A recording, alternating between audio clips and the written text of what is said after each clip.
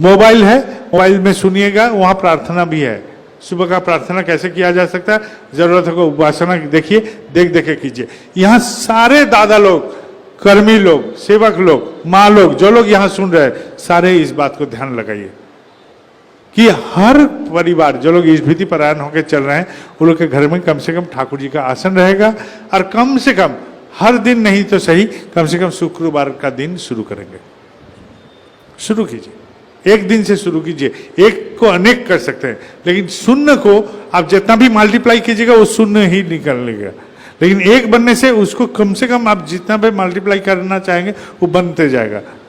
लेकिन ये जीरो को आप किसी से मल्टीप्लाई कीजिए, वो जीरो ही निकलेगा। तो कम से कम ठाकुर जी का आसन हुआ, सप्ताह में एक दिन प्रार्थना हुआ। ये जो प्रार्थना आप लोग कर रहे हैं, आप लोग कम से कम एक काम कीजिए, रोज ना सही कम से कम एक दिन का सत्यानुसरण पाठ कीजिए। उस प्रार्थना के बाद, इस प्रार्थना के बाद जो सत्यानुसरण का एक भी लाइन, एक भी अक्षर आप पढ़िए और इसको चरितगत करने का कोशिश कीजिए। हर हफ्ता, सारे हफ्ता में आप सोचिए, इस बारे में सोचते रहिए, हम कितना तक पाए हैं, इसको कितना तक कर पाए हैं, खुद के लिए सोचिए। हम ये जो सत्यानुसरण है, इतना सारा किताब नहीं पढ़िए, कम से कम एक किताब पढ़िए, ठाकुर जी का सत्यानुसरण। तो हमारा प्रार्थना हुआ, ठाकुर जी का आसन हुआ, सत्यानुसरण पाठ हुआ। और इसके साथ कम से कम दिन में कहीं भी, एक कथा ऐसा था कि नारद से पूछे विष्णु भगवान से, हे प्रभु आपका परम भक्त कौन है? तो बोलता वो जो काम करने वाला वो है। तो जाके देखता है, सुबह में बोलता है हरी हरी, और रात में आके बोलता है हरी हरी, और सो जाता है। दिन भर काम करता है और सुबह हरी हरी, रात में हरी हरी।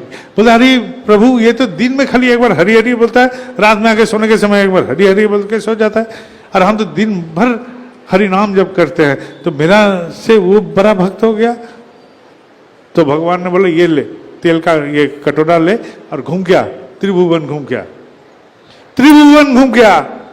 उसके बाद तू बोल, इससे एक तेल का बूंद भी छलकना नहीं चाहिए, ये ख्याल रख। नारद ने तो तेल पर इतना ध्यान लगा के त्रिभुवन घूम के आए, और आके भगवान को जब अर्पण किए, तब भगवान से पूछा है इससे तेल तो टपका नहीं? बोले नहीं प्रभु, एक भी टपकने नहीं दिया। तो बोलता है कितना बार मेरा नाम लिया था? बोला हे प्रभु इस तेल पर इतना ध्यान था कि हमको भूल ही गए कि नाम करना है। तो काम में हम लोग व्यस्त रहते हैं, हम लोग संसारिक जीव है। 5 मिनट भी नाम कैसे निकाल लिए, जैसा सीसी बोरदा नाट मंडप में देवघर में कराते थे, उसका प्रैक्टिस कीजिए। तो क्या होगा? ठाकुर जी का दीक्षा क्यों लेते हैं? नाम के लिए। बोरदा यही बोले थे, ये इष्ट प्रसंग में मिल जाएगा ये बात, नाम के लिए। तो नाम ध्यान करने के लिए हमारा दीक्षा, तो ये कार्यक्रम भी आ जाएगा। तो ठाकुर जी का आसन हुआ, कम से कम सप्ताह में एक दिन परिवार के सब कोई मिलकर प्रार्थना हुआ। सुबह का प्रार्थना क्यों बोले, शाम का क्यों नहीं? शाम में सब कोई बिखरते हुए रहते हैं, शाम में कोई काम में निकल जाता है, सुबह में सब कोई सो के उठ सकते हैं, सब कोई घर में रहते हैं, इसलिए सुबह का प्रार्थना बोले, शाम का प्रार्थना नहीं बोले। और क्या? एक सत्यानुसरण पाठ, इतना सारा किताब नहीं, एक किताब, कम से कम उस किताब का एक भी अक्षर पढ़िए, कुछ भी करिए, उसको पालन करने का कोशिश कीजिए। और हम क्या बोले, इसके साथ साथ 5 मिनट नाम जप। ऐसा जो कार्यक्रम होगा, इससे क्या होगा? ये है जजन, बेसिक जजन। आप इस विधि कर रहे हैं, जजन कर रहे हैं, और साल में एक आदमी, आपके परिवार के सदस्य सब मिलके एक आदमी को जाजन करके ठाकुर जी का दीक्षा दिलाइए। ज्यादा कोशिश नहीं करना होगा, सारे का सारा परिवार वाले सब कोई एक साथ मिलके एक ही आदमी को जाजन करके ठाकुर जी का दीक्षा दिलाइए। जजन होगा, जाजन होगा। इष्ट विधि तो चल ही रहा है उपयोजना केंद्र के माध्यम से, तो जाजन जाजन इष्ट विधि परायण होके जब चलेंगे जन गोष्ठी, तो उससे कोई भी महत् काम करा सकते हैं, कोई भी महत् काम करा सकते हैं। हम लोग का सोच विचार का जो दायरा है वो वर्धित होते रहेगा, चिंतन हमारा बढ़ते रहेगा, चिंतन वृद्धि होगा, तो हम लोग का चिंता का क्षमता बढ़ेगा। लड़ाई झगड़ा काहे करता है आदमी? क्योंकि उसको बुद्धि नहीं मिलता है कि इसके बाद क्या करे। आदमी गुस्सा जाता है क्यों बोले तो? आप लोगों में भी गुस्सा हो जाता है, लड़ाई हो जाता है मतभेद के कारण, तो ये क्यों आता है? क्योंकि बुद्धि वहां नहीं खोज पाता है क्या करना चाहिए, बुद्धि धक्का लग जाता है। बुद्धि का धक्का लगने से क्रोध का उत्पन्न, और जहां बुद्धि का धक्का नहीं लगता वहां आवाज नहीं। तो आप लोग जब भी गुस्साइएगा तब सोचिएगा मेरा बुद्धि खत्म हो गया इसलिए गुस्सा गए। ये हम नहीं बोल रहे हैं, ये ठाकुर जी का ही बोला है। बुद्धि जहां खत्म हुआ वहीं आके धक्का लगेगा, यहां बाधा आ गया, बुद्धि का बाधा आएगा तो आवाज निकलेगा, और बुद्धि का बाधा नहीं है कोई आवाज नहीं। तो जब आपका गुस्सा आएगा आप बोलिएगा मैं अक्रोधी, मैं अमानी दीक्षा के समय बोलते हैं प्रैक्टिस खुद कीजिए। हमको करना है, मैं अक्रोधी, मैं ये सोचता हूं मेरा बेटा जो है वो हमसे पूछता है अच्छा वो तो आता है लेकिन हम कैसे उसको उत्तीर्ण करें, उत्तीर्ण कैसे करें? हम लोग प्रैक्टिस से करते करते हो जाता है। क्योंकि जब तुम्हारा मन बोलेगा ये ठीक नहीं हुआ, ये बात हमको ठीक नहीं बोलना, ये ठीक नहीं हुआ, तो तुम मान लो तुम ठाकुर जी का पद पर हो। और जब नहीं ये बात आएगा मन में आएगा कि हम ठीक बोले हैं, जो किए हैं ठीक किए हैं, ये है अहंग, तब तुम ठाकुर जी का पद पर नहीं हो।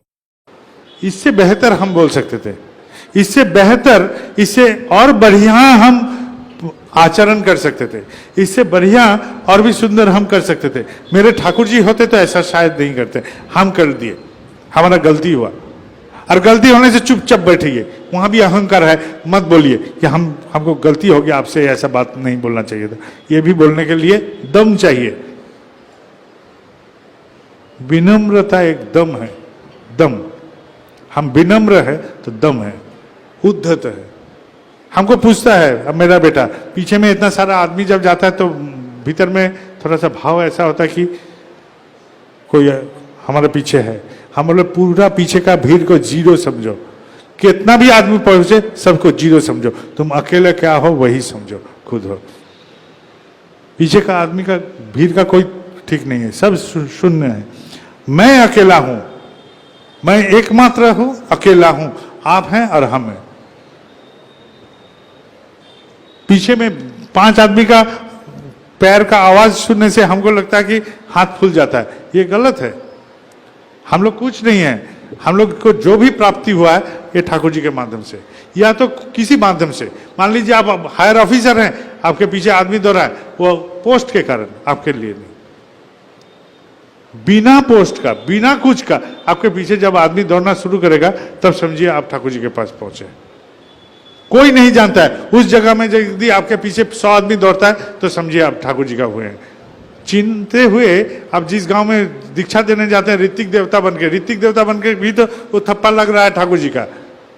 आप जहां कोई नहीं जानता है वहां जीरो बैलेंस से आप जाइए तो आपके पीछे कितना आदमी दौड़ता है, तब समझा जाएगा कि आप चरित्र में कुछ किए हैं। वही है परीक्षा। हम बाबाइदा होने से तो सत्संग बिहार में जाने से तो आदमी दौड़ेगा, उसे मेरा ठेंगा, उसे कोई फायदा नहीं। हमको जो जहां नहीं जानता है वहां जाके हम क्या करते हैं, वहां हमारा परिचय, हम कुछ आदमी बने हैं, मैं कुछ इंसान बना हूं, उसका परीक्षा, उसका लक्षण वहां होगा। ये सत्संग बिहार का भीड़ जीरो है मेरे लिए, यहाँ का भीड़ से बाबाइदा का परिचय नहीं होगा। बाबाइदा का परिचय होगा एकदम जहां कोई उसको नहीं जानता है, वहां वो क्या आचरण करता है, उससे वो आदमी लोग कैसे प्रभावित होता है वो देख के पता चलेगा ये आदमी से कुछ बनेगा कि नहीं। इस भीड़ का भ्रम में मत पड़िए, भीड़ भ्रम है, एकदम हमें बोला दीजिए এটা পুরো ভুলিয়ে দেবে মানুষকে, एकदम भुला देगा, इसमें मत पड़िए। ठाकुर जी आप इस हृदय में घुसिए, हम आपका माध्यम होना चाहते हैं, सेवक होना चाहते हैं, यही हमारा उपयोजना केंद्र का लक्ष्य होना चाहिए। और जो बात बोले ये है उपयोजना केंद्र का बेस, यही होना चाहिए। ये चीज को उपयोजना केंद्र में शामिल कीजिए। हम जो त्रिपुरा में गए, हम त्रिपुरा में गए थे तो हम बोले कि देखो एक भी मोबाइल में मेरा फोटो नहीं उठेगा, एक भी फेसबुक में अपलोड नहीं होगा, यही है मेरा दक्षिणा। ठीक है, वहां से एक भी फोटो आया, यहाँ किसी को नहीं आया। वो लोग एक बात में समझ गया कि बाबाइदा बोला है तो हम लोग मान लेंगे, तो वो लोग कर देगा, क्योंकि एक आदमी से कम निमग्न हुआ है, इसका बात रक्षा करेंगे। यहां बोलेंगे तो तब तक लोड हो जाएगा। यूनिटी नहीं होगा तो कभी एक्सपेंशन नहीं होगा। ये यूनिटी होना चाहिए कि एक बात से हम चलेंगे, नहीं तो समाज नहीं है। असामाजिक जीव है। एक आदेशे चले যারা তাদের নিয়েই সমাজ গড়া। तो कोई भी आदेश आएगा तो क्या एक साथ चल पाइएगा आप लोग? कितना गुरु भाई संख्या से मत मापिए। हाँ, ये जो